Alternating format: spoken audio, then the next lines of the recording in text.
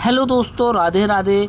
तो सुबह हो चुकी है, हम लोग उठ चुके थे और उठने के बाद हमें याद आया कि हमारा स्कूल का काम रुका हुआ है, हमें मैडम मारेगी। तो हमने काम जल्दी जल्दी किया। उसके बाद हम बाहर को निकले, जिसमें हमें बाहर का नज़ारा देखा। बहुत ही सुंदर मौसम था, बहुत अच्छा लगा। उसके बाद हम नीचे गए और नीचे पापा बच्चों को कंप्यूटर कोचिंग पढ़ा रहे थे। फिर उसके बाद हम बाहर निकले। बाहर निकलने के बाद हम जा रहे थे सामान लेने के लिए, क्योंकि हमें सुबह सुबह चीज़ खाने की आदत है। हम अपने पापा के साथ सुबह सुबह दुकान पर चल दिए। तेज़ी से हम भागे और दुकान की तरफ को जाते टाइम हमें लगा कि हमें तेज़ी से चलना चाहिए। उसके बाद हम दुकान पर पहुंच गए और दुकान पर पहुंचने के बाद हमें वहां पर ख़रीदनी थी चीज़। तो जो हमें पसंद आया वो हमने पापा को बोल दिया। पापा ने कहा ओके, हम इसको ख़रीद लेंगे। लेकिन दुकानदार भाई सुबह ही सुबह उठकर आए हुए थे, तो उनसे हमने जो सामान था, दाल वगैरह, ये सारी चीज़ें लेने के बाद हम चल दिए हैं अपने घर को। इन सारी चीज़ों को, जो भी हमारा सामान था, उनको लिया हमने और लेने के बाद हम चल दिए। हम रास्ते में रुके और रास्ते में रुकने के बाद हमने पापा को दोबारा वो चीज़ें दिखाई। हो सकता है कई चीज़ें खो जाएं, तो इसलिए हमने दिखाया।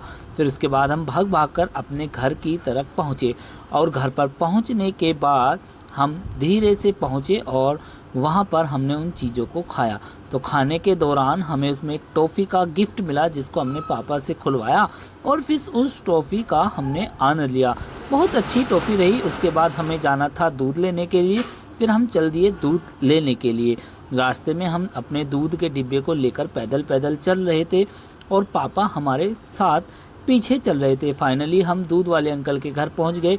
हमने गेट खोला और गेट खोलने के बाद हमने आवाज़ लगाई दूध के लिए। फिर हमने दूसरा गेट खोला और हम फाइनली दूध लेकर अपने घर पहुंच चुके थे। और जैसे ही हम दूध लेकर ऊपर चढ़े, अचानक से डिब्बा पलट गया और हमारा दूध बिखर गया।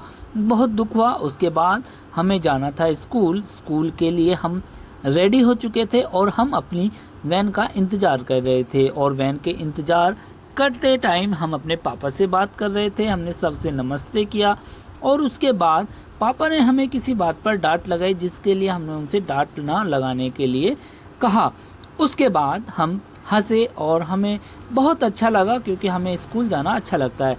फाइनली हमारी गाड़ी आ चुकी थी और हम कार में बैठ के स्कूल पहुंच गए। और अब हम रात के समय अब चलते हैं हम सोने के लिए।